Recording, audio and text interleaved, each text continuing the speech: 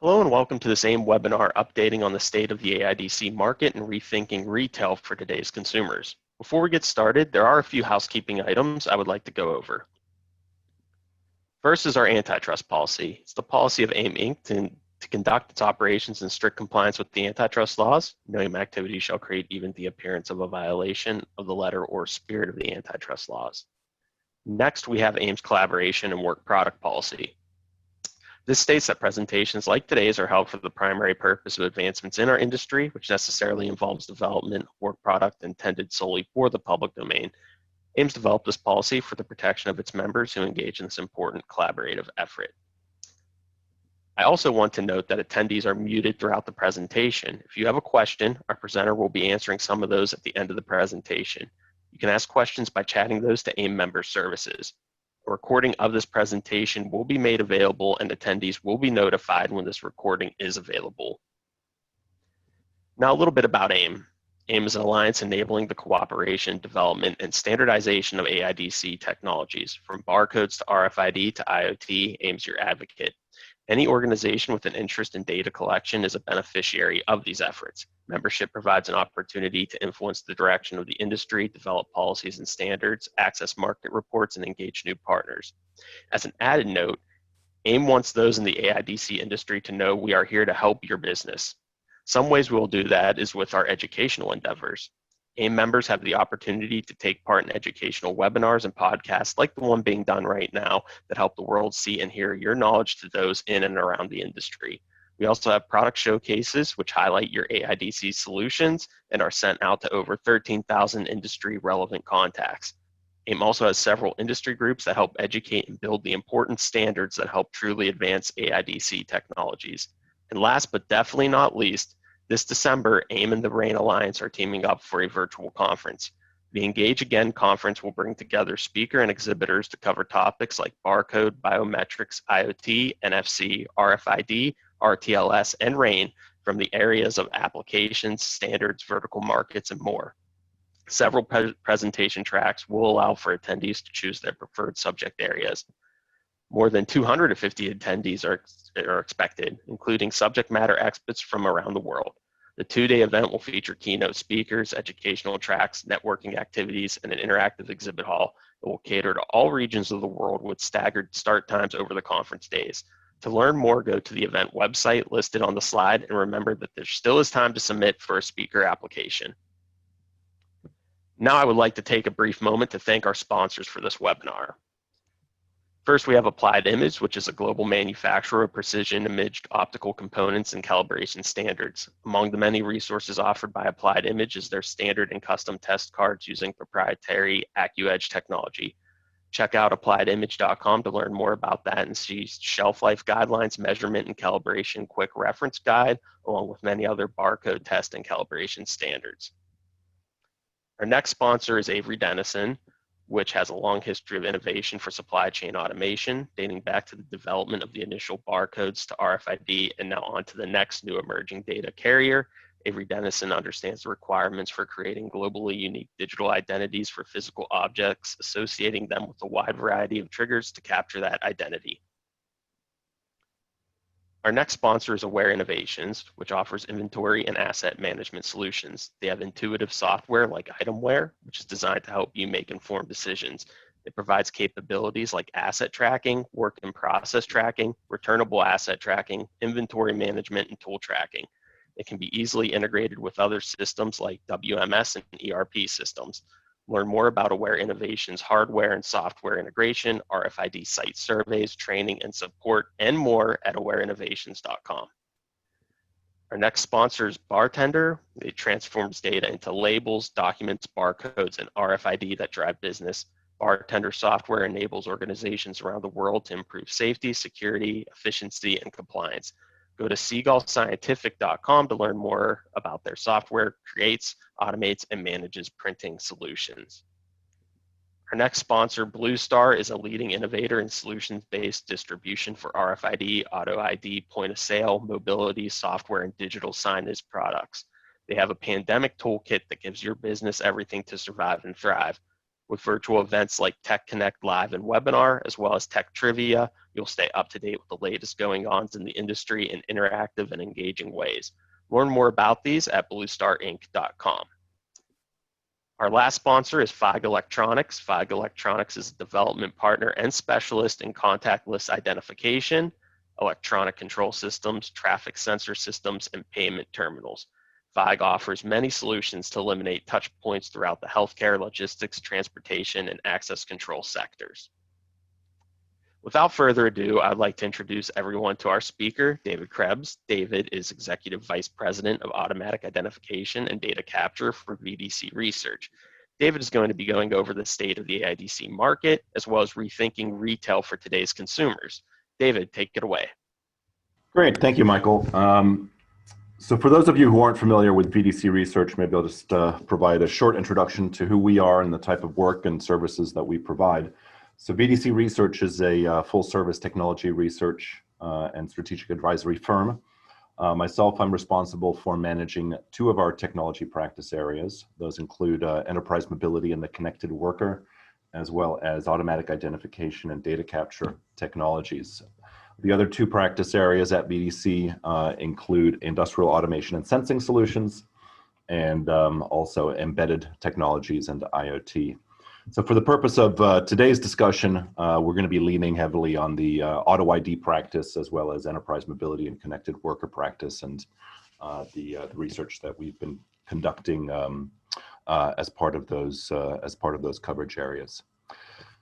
So for the for the agenda for today's discussion, we're going to be covering a couple of key items. This is the second webinar that we've conducted with AIM, and so we'll be updating some of our thoughts from a discussion that we had a couple of months back, sort of at the beginning of the pandemic, when things started shutting down and there was still a lot of uncertainty. Now, a couple of months later, we certainly acknowledge the fact that uncertainty is still there, but there's a better understanding as to sort of the overall impact of COVID-19 and its impact on a variety of industries and their approach to technology investments. So we'll be taking a closer look at the first half of 2020 and how the AutoID market performed relative to expectations, and we'll be looking at that from a global perspective as well as a North America specific perspective. In addition to discussing and outlining some of our expectations for the rest of 2020 and also going into 2021. As I said, there still is a fair amount of uncertainty in the markets, in investment practices, but at least some of the proverbial dust has settled, and I think businesses have reverted as best they can in many of the sectors back to the way that they were performing. And then the final section of the discussion, we're going to be taking a slightly deeper dive into the retail sector, given that it has, if you will, been a little bit front and center in terms of its impact from COVID-19, and looking at how retailers, there's been a continued sort of theme of change and reinvention in the retail sector. Leading into certainly 2020, but also several years prior to that. So the impact of the pandemic is certainly, has certainly accelerated some of those trends, and in some ways shifted some of the focus of those trends. So we'll certainly share with you some of our insights in terms of what we think will be sort of the lasting efforts, the lasting impact.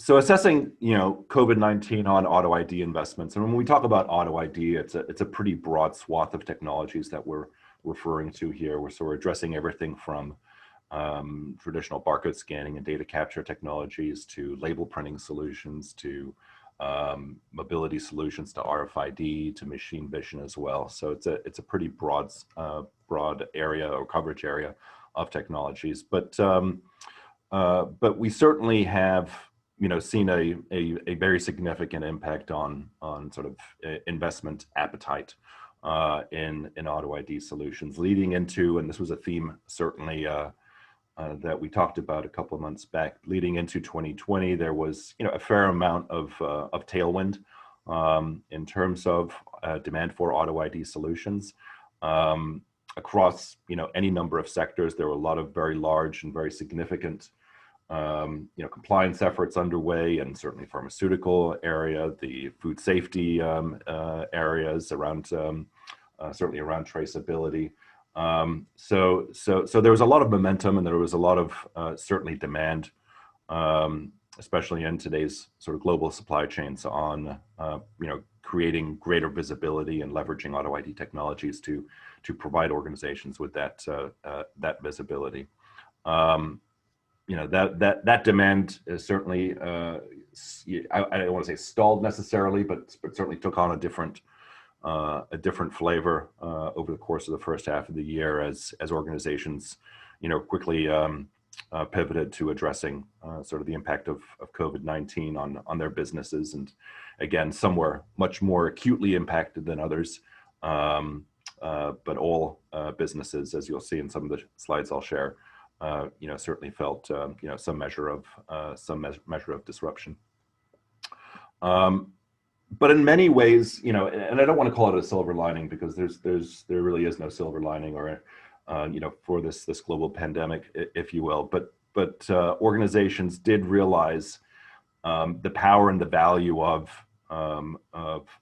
having sort of greater visibility into their operations, and that isn't necessarily saying anything new or saying anything that sort of striking, but when pressured to pivot and when pressured to change the way that you do business in a fairly fairly rapid fashion, it was evident, especially in the retail sector, which is still in many ways reliant on sort of the direct engagement with customers, for organizations that had sort of the best visibility into their operations, be it in-store inventory visibility, be it supply chain trading partner visibility, were the organizations that performed best. I mean, there's certainly some sectors it was just outside of their control in terms of no matter what they would have done, it still would have their business still would have been drastically impacted.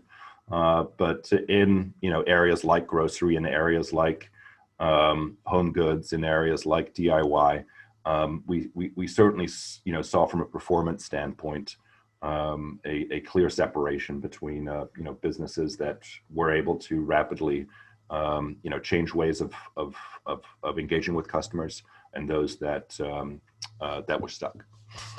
So we'll be exploring what that looked like. So going into the numbers just a little bit, and so what these represent in this chart are year-over-year revenue growth changes for sort of core product segments that we capture under our research efforts.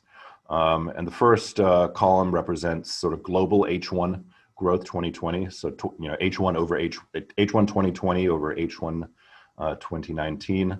The next sort of light purple column is the North American comparison, and then the final sort of deeper purple column is our projections for 2021. So as you can see, sort of core scanning technology investments dropped significantly for both handheld scanning and point of sale scanning in the first half of the year. Handheld scanning, interestingly, was much less impacted in North America, and outside of North America, the contraction was more significant. Point of sale scanning, it was pretty similar, whether it was within North America or outside of North America, where we saw the market contract by about 25% year over year. And then the other categories were slightly less impacted. So label printing, mobile label printing, actually, that business increased in North America over the first 6 months and contracted by about 6 points. Globally, stationary printing or stationary label printing, about 12% globally and 8% North America. Handheld computers, which are used, across, warehousing and retail and logistics environments, actually increased fairly significantly in North America and contracted modestly globally. And certainly that increase was, I would say, most directly linked to sort of increased demand for e-commerce and equipping warehouse workers and delivery drivers with mobile terminals to support those workflows. So there was a significant increase in sort of that workforce and the need to equip that workforce with these mobile devices. So that certainly led to that, maybe even somewhat surprising of a boost. Conversely, the rugged tablet category, the slate tablet category, did not perform nearly as well, contracting by about 20% or 17 to 20%, depending on whether it was globally or North America. So across the board, some fairly significant dips in spend, for these product categories, and this really was a reflection of sort of business operations sort of coming to a halt, and organizations trying to figure out what to do with their workforce and how to continue to maintain operations, even if, for example, they had to close their storefronts if it was a retail or hospitality organization, or how they had to deal with supply chain shortages if they were a manufacturing organization, et cetera. So looking into the second half of this year and looking into 2021, we do see recovery. It's even at this point probably hard to tell, whether it's going to be a sort of prolonged recovery, or more of a V-shaped rebound. I would say, at this point, a full sort of V-shaped rebound is probably unlikely, especially with the anticipation that in the winter months, that the sort of the return, if you will, of shutdowns and work from home sort of mandates, might increase again, based on sort of caseloads. That being said, there is a fair amount of pent-up demand that we are seeing, across these technologies, across these markets, and some of that, also, as a result of, the impact of COVID and what that is doing in terms of, not only, supply chain and logistics, pressures and the visibility and the need to, share more information, the need to collect more, information in real time across product categories and on a more unique level, but also in terms of the workforce and how we're working and how we're managing or dealing with social distancing and contactless types of operations, types of transactions. So those are all, I think, impacting and influencing organizations, investment strategies moving forward.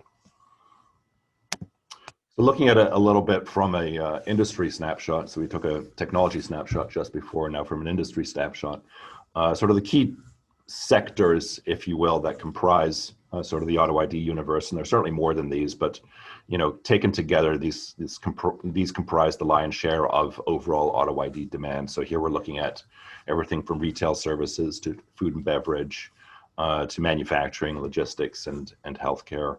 And so we have some statistics here in terms of overall what they or how much they account for AutoID spend. So what we're seeing happen in the retail side is certainly a couple of things. So one of the challenges for retailers has been, and it was certainly exposed over the course of the last half of the year, is demand forecasting, and sort of this notion of what is the minimum inventory required without having to lean too heavily on massive safety stocks. So we've seen different sectors take different approaches with this. Certainly, the demand forecasting couldn't have taken into account the the impact of the pandemic and sort of the panic buying that it introduced, and the shortages, across certain product categories that we experienced, early in the early months, around, certainly around paper products. But similarly, what it did also to organizations is it really further exposed how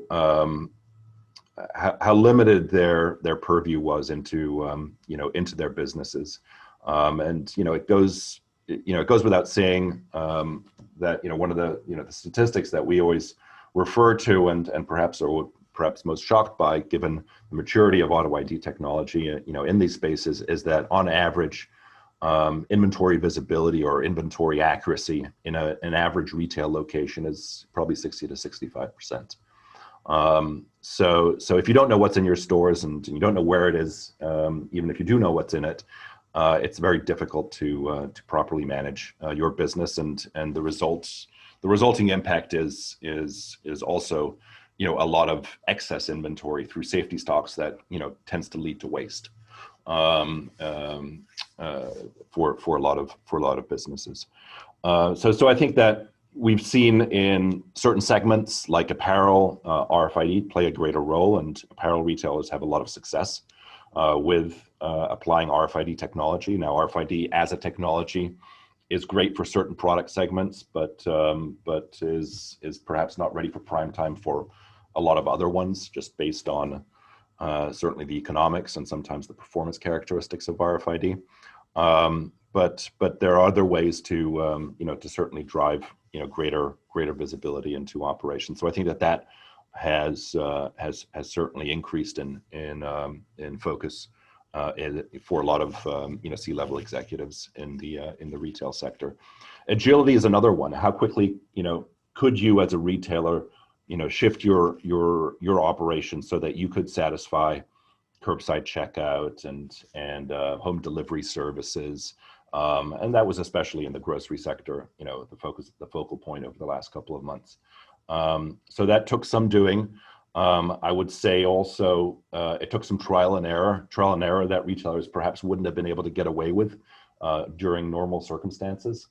When you think about sort of the experience of shopping online for groceries, and maybe getting 70 or 80% of the goods that you actually ordered delivered, and having order windows, not within the next 4 hours, but sometimes within the next couple of days, if not a couple of weeks.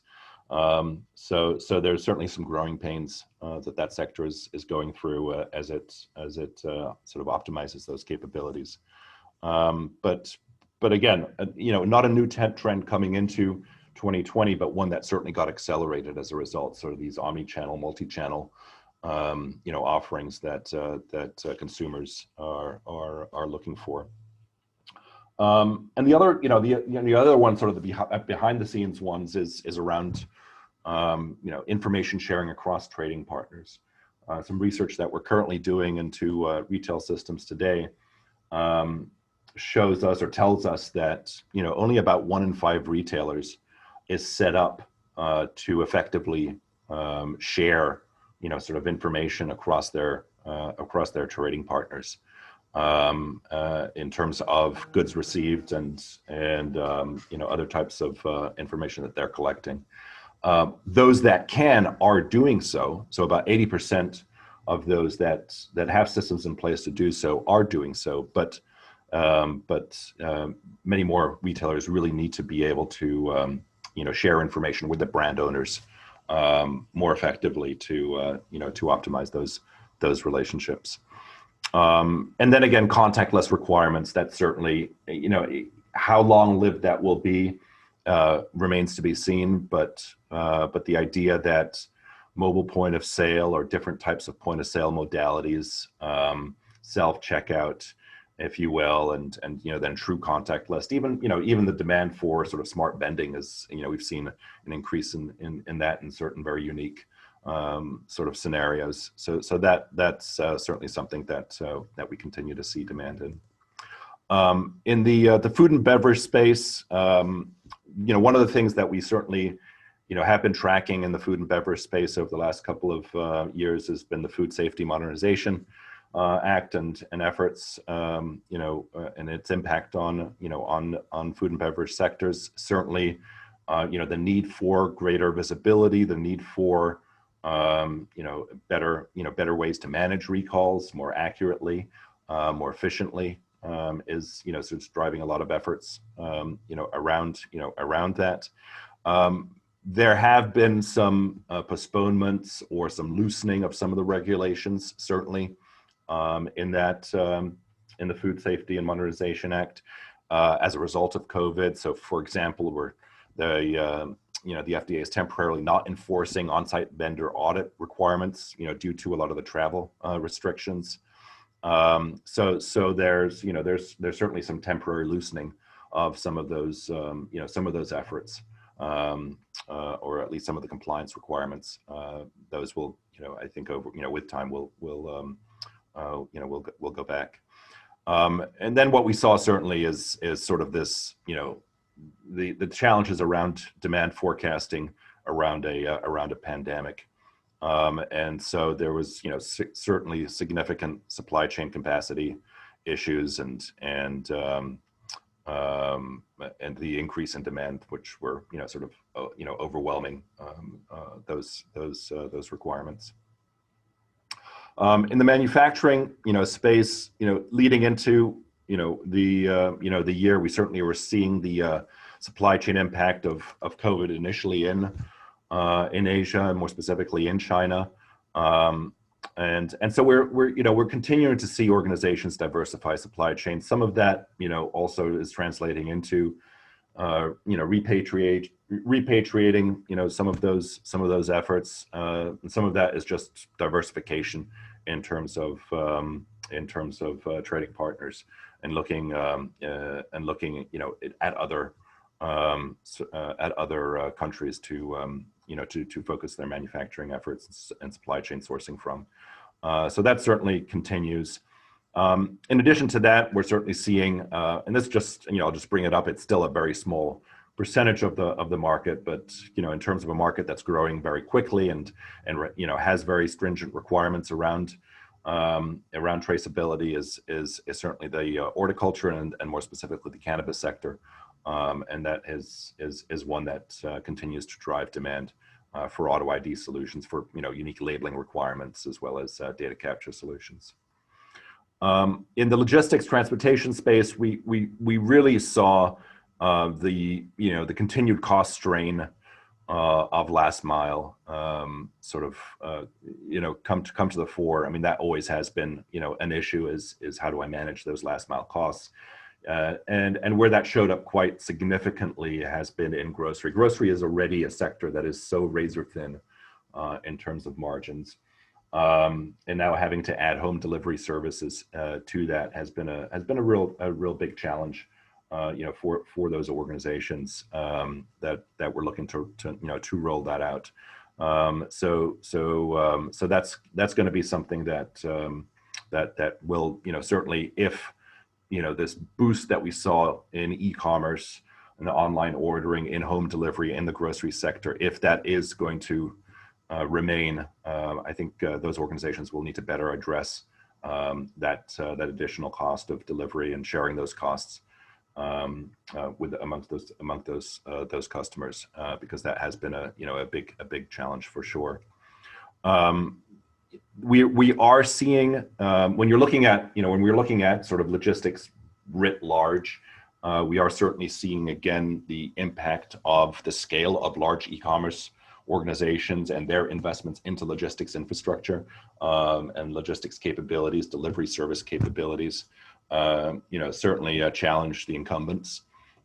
So we are seeing, as a result, sort of modernization efforts continue. I mean, logistics organizations have always been at the forefront of automation and of, driving even the smallest fraction of productivity enhancements, into their businesses. And so that next phase is looking like RFID is starting to make its way into distribution centers, into large scale logistics facilities, whereby previously it had been mostly around sort of apparel tagging, for example. But we are starting to see increasing parcel and pallet, and in the QSR segment, food trays, tracking capabilities to drive greater location and tracking accuracy for those businesses. So that's certainly something that we do anticipate in that sector moving forward.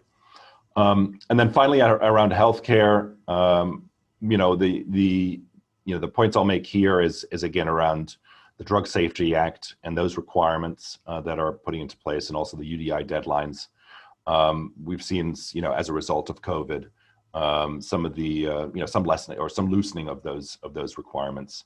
So there have been temporary exemptions, for example, for distribution of drugs for emergency medical reasons, emergency use and use to diagnose, cure, and treat COVID-19, and also the UDI deadlines have been extended for low-risk medical devices for Class 1 and unclassified devices, and those have been now pushed back to, I believe, September 24th, 2022. So again, some loosening again of those mandates, because that has been a certainly an area where we've seen a lot of efforts around serialization and looking at sort of unique identifiers across that the pharmaceutical supply chain.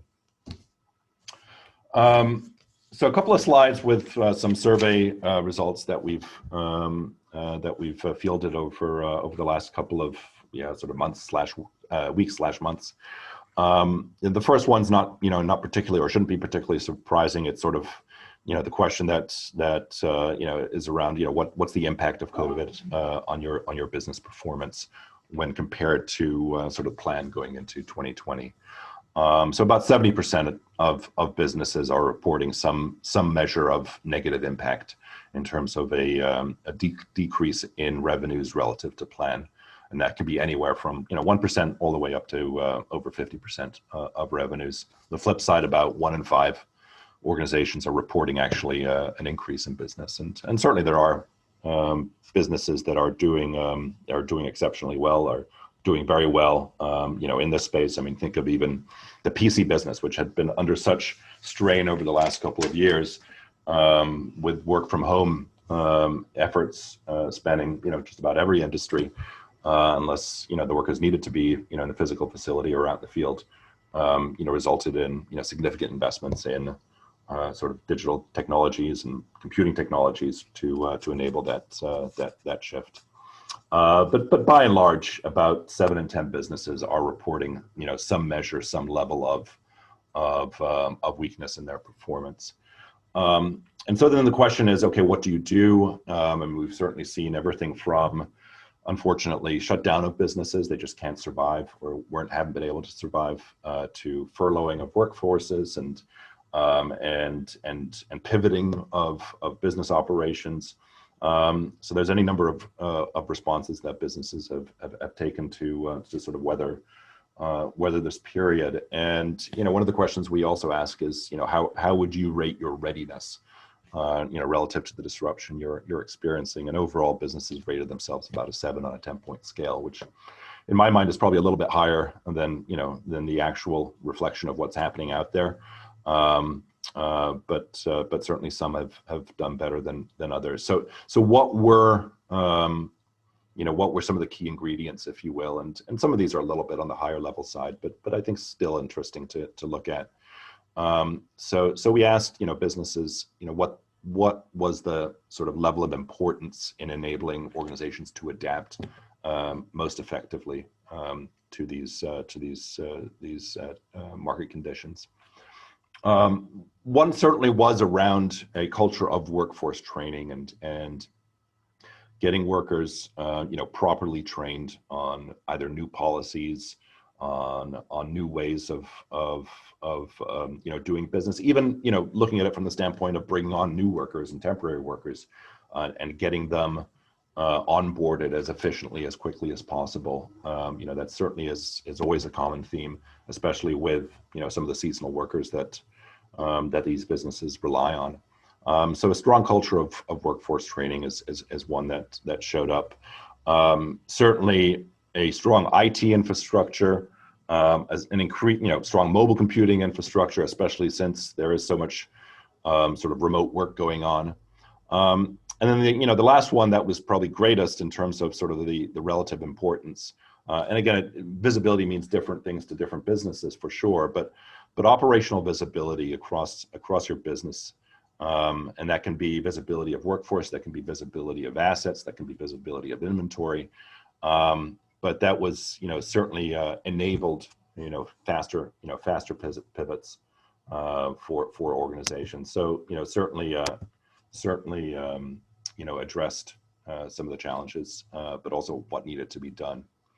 And one of the areas that certainly is important to think about, especially since a lot of the industries that are leveraging AutoID technologies and use AutoID technologies for or when they interact with customers, and that could be at the point of sale register, that can be in the administration of medication, that can be in the delivery of a service or a product.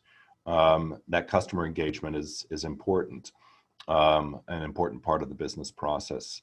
So the questions were made is in the current sort of climate of social distancing and contactless interactions, if you will, whether or not customer engagement models have needed to be transformed in response to COVID-19. And here, almost overwhelmingly, everyone either agreed or strongly agreed, or the majority agreed or strongly agreed that they have needed to overhaul their customer engagement or the way that they engage with customers to address those very acute challenges. And what does that mean then for again, some of these themes I've already addressed when we were looking at the various industries, but going back to fundamentally what businesses need to operate in today's climate. For a lot of organizations, that has meant certainly investment in mobile solutions. Again, going back to that, the notion of today's workforce. Through the lack of travel or the at least limits on travel that businesses are placing, the ability to interact amongst amongst workforces and collaborate or with customers, oftentimes remotely, is extremely important.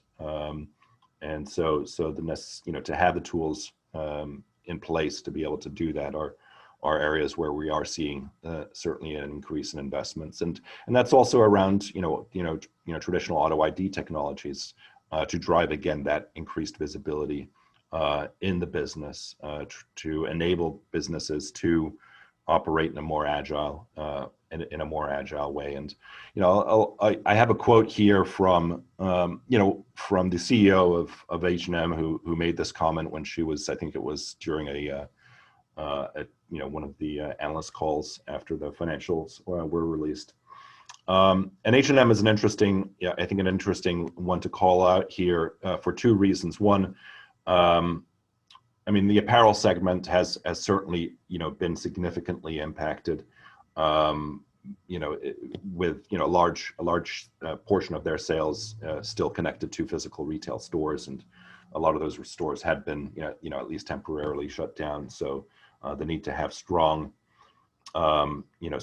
e-commerce businesses, but also the need to be able to leverage those stores perhaps as fulfillment centers was important for these organizations. So this is where certainly their investments in RFID solutions, their investments in digital solutions has helped organizations. And H&M hasn't been necessarily the poster child of this over the past. In the past, they used to have actually relatively poor inventory management controls that led to a lot of waste of their inventory. And so now they're seeing certainly their recent investments prove important, allowing them a certain degree of flexibility and efficiency. And as she was saying, as we are accelerating our digital development, we continue to optimize the store portfolio and integrate the channels as a result of these investments. So again, I thought that was quite interesting, a comment to be made by an organization that that is facing this pandemic in a very significant way. So in boiling it down, I mean, these always tend to come off as fairly high level in terms of providing sort of key success criteria for 2020, 2021 moving forward. But certainly a couple of themes have come out in terms of the research that we've done, the discussions that we've had with organizations, both end user or decision makers, as well as technology vendors. And one is, for sure, is this notion of this essential frontline mobile workforce. I think took on greater meaning for sure, in today's day and age, and equipping that workforce, with the right tools, and ensuring that workforce is properly trained, ensuring that workforce is kept safe, right? So even practices around a lot of these workers, share, a lot of technologies. So there's a lot of data, device sharing going on. And how do I do that in a safe way? How do I, ensure, that sanitary practices are taking place, and disinfectant or these devices are being properly disinfected as they, go from one worker to the next. And giving that worker the, access to the right information where they need it. Right. So I think this area has certainly been one that has been elevated over the last couple of months. Overall acceleration of digital, right, is obviously a big theme, but is one that we've certainly seen a lot of organizations take hold. And this really goes across all runs of life, everything from food and beverage to retail, to quick serve restaurants, to even field service operations in very industrial environments. So operational visibility across the workforce, across the supply chain, has taken on certainly new meaning. And you can't do that in a silo. You have to do that with systems in place to enable greater data sharing up and down the supply chain across trading partners. We still see some fairly significant gaps in the systems, be it retail systems, front of store, back of store, be it logistics organization systems, in terms of how they are ingesting or processing AutoID data, whether they're capturing all of it, whether they're reverting or only capturing portions of that data is one. And then are they do they have systems in place where they can sort of share that information, with their trading partners? So that's certainly something that we see continued requirements around. And then finally, these are big, oftentimes big undertakings. And so we have seen, organizations, I wouldn't say in a wholesale fashion, but take on or offset, some of their internal resource constraints, capacity constraints, knowledge constraints, with sort of greater reliance on technology partnerships, and oftentimes managed service consumption models and support models, as a way to to onboard and integrate and invest in these solutions where they just don't have the capacity or the internal know-how to do so. So that, from a solution provider standpoint, is also something that has come across. So that's the end of the short session that we had today. As always, please feel free to reach out to us with any questions, and would love to hear how we might be able to share information and perhaps assist you in your digital journeys. Thank you very much. Thank you, David, for your insights today. If you're ready, we can go to the Q&A session. Yes. First question we have is first a comment, good survey, and with the successes that H&M, Zara, Nike, and others have shown using item level RFID, what do you think is holding up adoption there? Yeah, I mean, it's a unique, it's a sort of unique situation. The apparel sector, it was sort of lightning in the bottle and was a perfect storm. So first of all, some of those retailers, or some of those brands that have been mentioned are vertically integrated retailers. So there's a control of, if you will, manufacturing, distribution, and retail under one roof. So it makes it much easier to implement efforts such as these, as opposed to a large multi-brand retailer that is acquiring products through wholesale distribution and working with a multitude of different brand owners. So I think those have been sort of fundamental challenges, if you will, to scaling the technology. Certainly RFID as a technology is complex in the sense that there are the physics-related characteristics in terms of what exposure to metals and waters and things of that nature will do to performance. There are certainly cost implications that everyone refers to when looking at sort of the cost of implementing RFID as an item level identification. So for apparel, for next segments such as cosmetics, jewelry, and more regulated sectors such as potentially sort of alcohol, if you will, the ability to make the argument in the use case for initial investment is, it's an easy but easier. And now that we've seen the results in terms of the benefits, we're starting to see, going back to sort of the whole challenge between getting brand owners to source tag. We're starting to see much greater emphasis around source tagging, which facilitates a whole bunch of different things and makes it a lot easier. Because brand owners were realizing that even if they can't necessarily immediately harness the data that retailers might be collecting on the shop floor, they were seeing benefits in terms of the performance of the tagged items that they were selling in some of their retail partners. So I think there's a little bit of a wave that's following there. We've also seen some fairly significant performance improvements in terms of tag sensitivity, reader sensitivity, read range, in terms of yield rates, in terms of the manufacturing process. So those have all contributed certainly, and prices as obviously with scale have come down and will continue to come down. And now we're starting to see, sort of there are a number of other areas where this technology is finding a home. I'm certainly not suggesting that we're going to see widespread or across the board application of RFID tags in every possible conceivable item. Certainly there are, big initiatives such as the convenience store initiative in Japan that would transform the volumes, exponentially.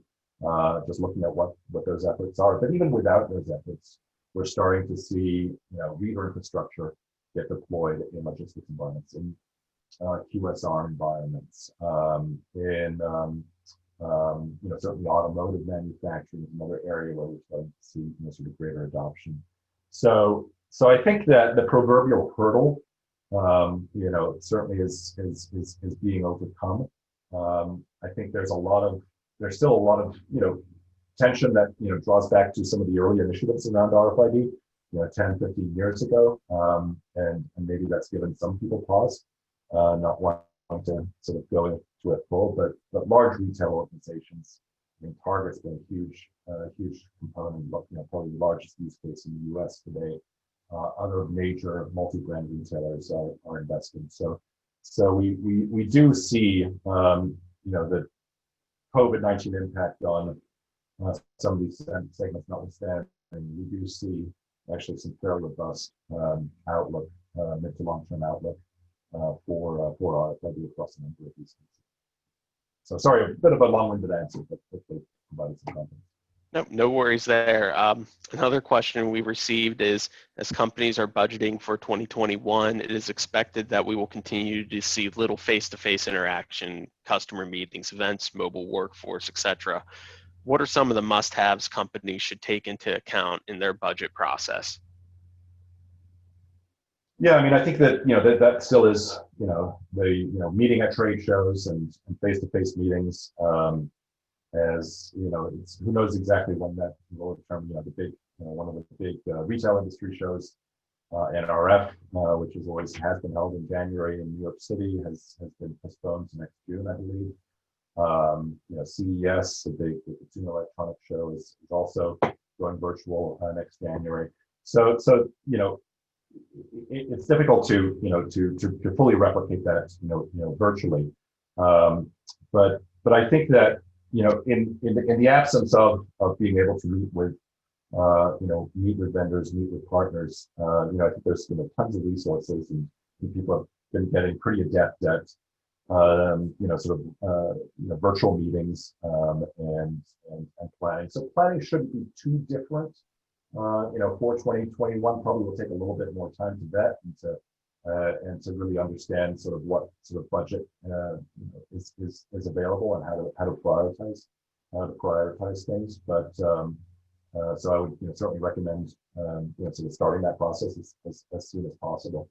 But from what we've seen from sort of the vendors that we typically engage with, sort of their sales efforts are, and their partner engagement efforts are, humming along just in a slightly more virtual way.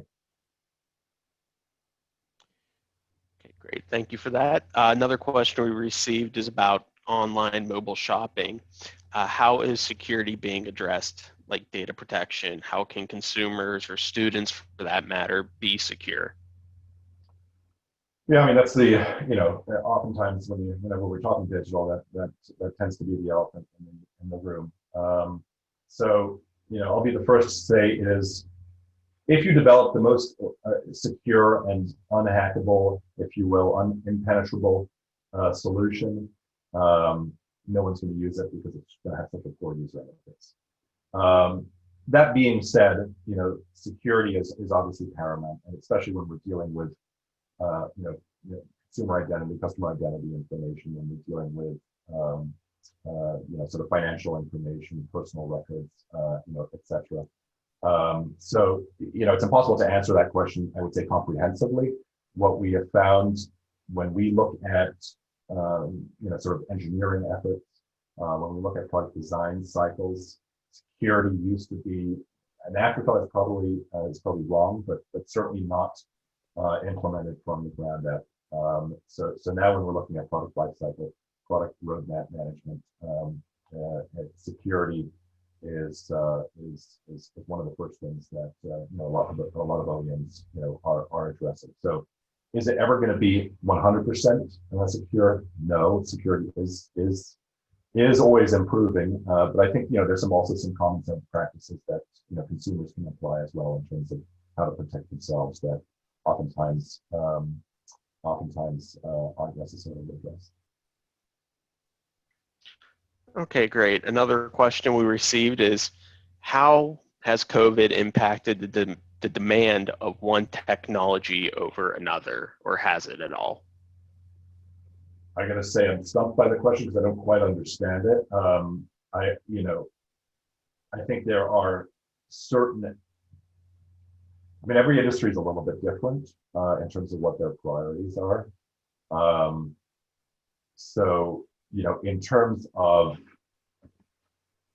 I'll take the, just a very simple use case, a very simple example, in terms of, e-commerce volume, and some of the boost that we saw resulted in, sort of capacity constraints. So a lot of e-commerce organizations were accelerated hiring of new people, accelerated investments in mobile devices that are being used by those workers in warehouse, distribution, delivery facilities.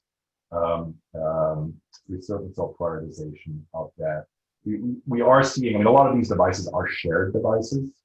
So going back to sort of taking care of those essential workers, efforts to focus on cleaning devices, disinfecting devices, and sometimes even looking at maybe not going to a full one-to-one model, but to a one-to-few model is something that organizations are perhaps taking a closer look at. So that, that certainly is our two examples, sort of very, sort of maybe simple examples of where we've seen COVID, sort of elevate investments or prioritize investments of one technology over, say, others. Okay, great. Another question we received is, when do you think we will see a recovery in point of sale for retail and hospitality?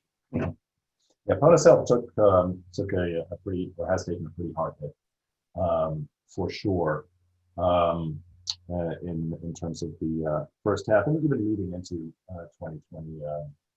There's been, certainly, there's some headwinds that sector of the market has gone through. I mean, I will say that, we are looking at,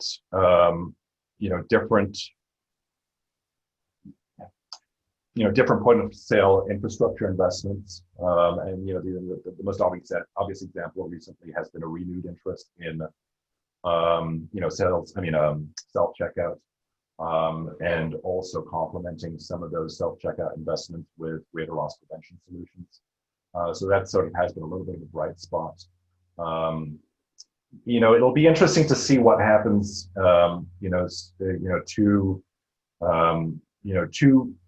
to some of the sectors, such as grocery, with regard to online. Grocery used to be a couple percentage points of that in terms of online, and as a result, physical infrastructures and point of sale solutions, self-checkout solutions were certainly closely aligned with the build out of at least that portion of the retail segment. If we do see sort of a continued shift towards e-commerce, that might further also complicate the outlook for traditional point of sale solutions. There's always going to be demand for point of sale, just maybe more mobile point of sale, for example.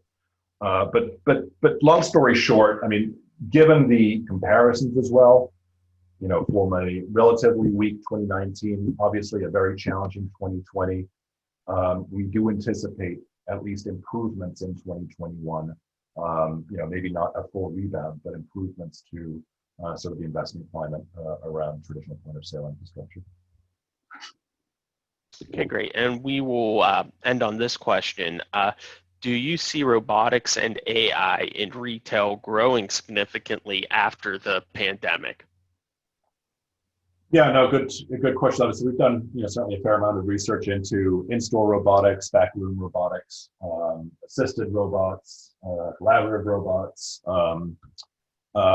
So I mean, the floor is pretty low outside of the warehouse. In the warehouse, we've probably seen a lot more sort of investment in robotics, but the floor in the retail environment is pretty low. So we know that there are a number of efforts and initiatives to leverage sort of robots to do more than just alert for spills in an aisle. I mean, and to really provide some strong sort of cycle counting and shelf stock and shelf management analysis. So very early going still in terms of rollouts, but we had seen expansion. For example, I think it was Walmart expanding its efforts. I don't know exactly where that stands now. I know they were going to roll out a whole bunch more robots. At least I made that announcement earlier on this year. So I think that retailers are continuing to experiment and are continuing to evolve their programs from pilot beyond. So we do see use cases, but it is still fairly early goings, with that in terms of sort of proving out sort of the ROI a little bit better. In terms of artificial intelligence, I mean, we're seeing that artificial intelligence impact everything from certain demand forecasting. Could have done a better job at that earlier on this year, but it's hard to implement that. Now we'll have that intelligence to implementing AI capabilities in terms of workflow analytics. So there's a number of or a variety of different use cases where AI is penetrating these space.